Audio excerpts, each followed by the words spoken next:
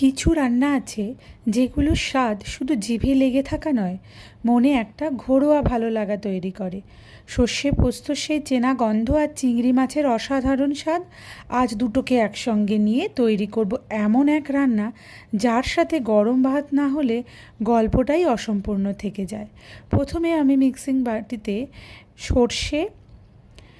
সাদা সর্ষে নিয়েছি 2 চামচ আন্দাজ পরিমাণ, আর এর সাথে 1 চামচ আন্দাজ পরিমাণ কালো সর্ষে, মানে 2:1 নিয়েছি 2 চামচ মতো পোস্ত, আর নিয়েছি লবণ, দিয়েছি বেশ কিছুটা ঝাল ঝাল কাঁচা লঙ্কা। এগুলো দিয়ে এর মধ্যে দিয়েছি টক দই। আমি টক দইয়ের পরিমাণ 1.5 চামচ মতো নিয়েছি। এরপর মিক্সির বাটির ঢাকা আটকে মিক্সিতে পেস্ট করে ঘুরিয়ে নিয়ে এসেছি। ততক্ষণে চিংড়ি মাছগুলোকে ভালো করে ধুয়ে পরিষ্কার করে নিয়েছিলাম, আর একটা টিফিন বক্সের বাটি নিয়েছি। এই টিফিন বক্সের বাটির মধ্যে সমস্ত চিংড়ি মাছ নিয়ে এই পোস্ত সর্ষে বাটাটা পুরোটা ঢেলে দিয়েছি। বেশ সুন্দর করে মিক্সির বাটিতে ধুয়ে জলটাও এর মধ্যে দিয়েছি, তবে জলের পরিমাণ খুবই কম। দিয়েছি হলুদ, আর দিয়েছি পরিমাণ মতো লবণ। এখানে লবণটা একটু আন্দাজ করে দিতে হবে, যার যতটা পরিমাণ। আর দিয়েছি মন ভরে সর্ষের তেল। বেশ ভালো করে এটাকে মাখানোটা একটু ভালো করেই করতে হবে।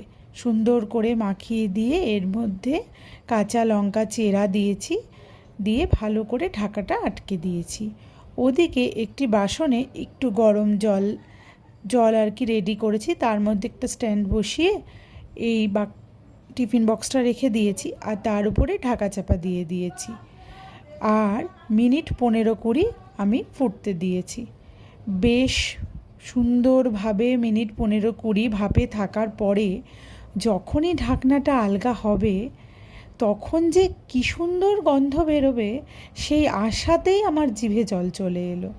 আচ্ছা, এই চিংড়ি ভাপার সাথে গরম ভাতটাও কিন্তু রেডি রাখতে হবে। আমি এখানে আপনাদের সাথে সেই গরম ভাতটা তো শেয়ার করিনি, কিন্তু বিশ্বাস করুন এত সুন্দর লেগেছিল খেতে যে না বললেই নয়। একদম আপনাদের সাথে গল্প করতে করতে রেডি হয়ে গেল সর্ষে পোস্ত চিংড়ির রেসিপি। ওপর থেকে একটু সর্ষের তেল না দিলেই নয়। তবে হ্যাঁ, যারা কম তেলে খান তারা কিন্তু পরিমাণটা কমিয়েও নিতে পারেন, বেশ লাগে। কেমন লাগলো রেসিপিটি কমেন্ট করে জানাবেন, আর ভালো ভালো রেসিপি দেখার জন্য ঝিলিকের শখের রান্নাঘর পেজটি সাবস্ক্রাইব করে দেবেন। আজ আসছি, কাল দেখা হবে আরও একটি সুন্দর রেসিপি নিয়ে। কেমন লাগলো অবশ্যই জানাবেন। ভালো থাকবেন। টাটা।